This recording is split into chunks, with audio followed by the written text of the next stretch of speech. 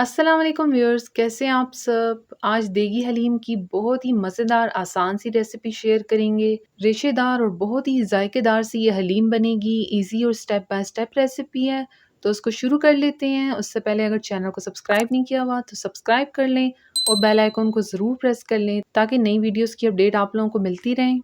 इसके लिए जो दालें यूज़ होंगी उनको भिगो देना है। चने की दाल यहाँ पर ली है 1 पाव, लाल मसूर यहाँ पर आधा पाव यूज़ कर रहे हैं, माश की दाल भी आधा पाव और इनको भिगो देंगे। पूरी रात के लिए भिगो दें तो ज़्यादा अच्छा है, इससे ये अच्छे से गल जाएंगी। और अगर टाइम ना भी हो तो तकरीबन 3 से 4 घंटे इनको ज़रूर भिगोएं। तो अब हलीम का प्रोसेस शुरू करते हैं। यहाँ पर जो दालें भिगोई थी वो सबसे पहले डाल देंगे। इसके साथ ही इसके अंदर गंदम भी डाल देंगे और ये गंदम जो है पिसी हुई गंदम है।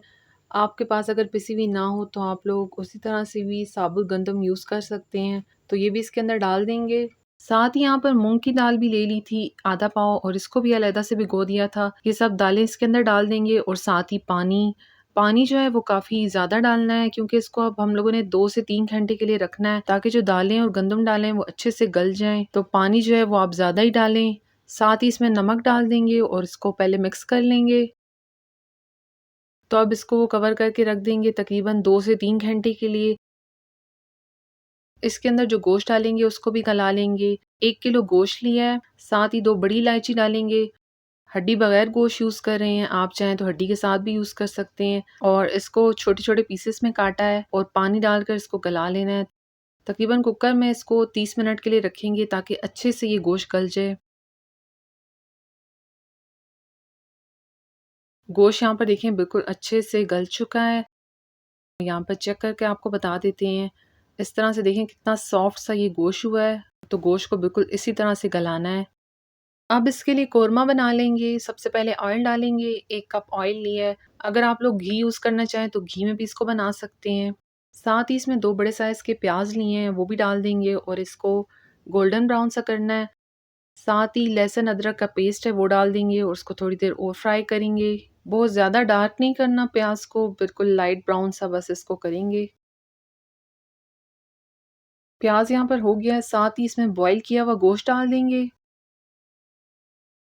और इसको अब प्याज के साथ थोड़ी देर फ्राई करेंगे।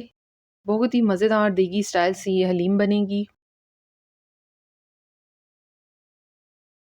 साथ ही थोड़ा नमक डालेंगे और लाल मिर्च का पाउडर भी और साथ ही 1 टेबलस्पून धनिया, 1 टीस्पून हल्दी डालेंगे। साथ ही इसके अंदर हलीम मसाला भी डाल देंगे। इसको अच्छे से मिक्स करने के बाद थोड़ी देर पकाएंगे ताकि मसाले गोश्त के साथ अच्छे से मिक्स हो जाएं। मसाला नीचे ना लगे तो हम लोग यहाँ पर जो गोश्त की यखनी है थोड़ी सी वो डालेंगे ताकि जो मसाले डाले हैं वो भी जले ना और अच्छे से पक जाएं। थोड़ी देर पकाने के बाद आप गोश्त को जो है मैश कर लेंगे और बहुत इजी प्रोसेस है। इस तरह से देखें आलू मैशर लिया हमने और इसको इस तरह गोश्त के ऊपर दबाएंगे तो देखें खुद ब खुद गोश्त इतना सॉफ्ट हुआ है कि वो रेशा रेशा सा हो जाएगा।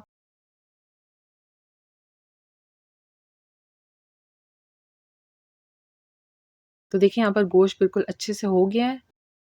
अब यहाँ पर देखें जो दालें और गंदम थी वो अच्छे से गल गई हैं। इस दौरान 2 से 3 दफ़ा इनको हमने हिलाया भी है और साथ ही जो गोश्त की यखनी थी वो भी डाल दी थी। तो अब ये देखें बिल्कुल अच्छे से गल गए हैं, तो इसके अंदर अब कोरमा डाल देंगे और अच्छे से इसको मिक्स करेंगे ताकि जो गोश्त है वो इसके अंदर अच्छे से मिक्स हो जाए। 1 टेबलस्पून गरम मसाला भी डालेंगे और इसको दोबारा मिक्स करेंगे। अब इसको हम लोगों ने घोट लेना है। आप चाहें तो ब्लेंडर में भी कर सकते हैं, लेकिन हम इसको इस तरह से घोटेंगे, अच्छे से इसको घोटेंगे ताकि जो गोश्त और दालें हैं बिल्कुल यकजां हो जाएँ।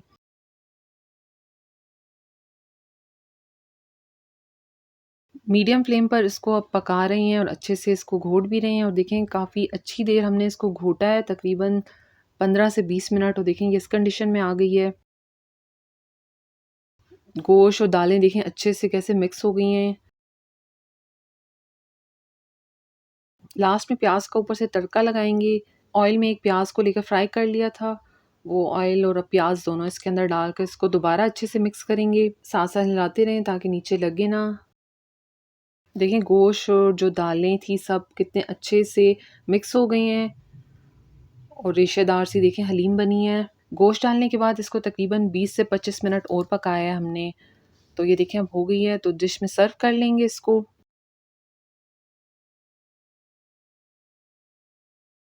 इसको आप लीमू, अदरक, धनिया वगैरह के साथ सर्व करें, बहुत ही अच्छा इसका टेस्ट आएगा।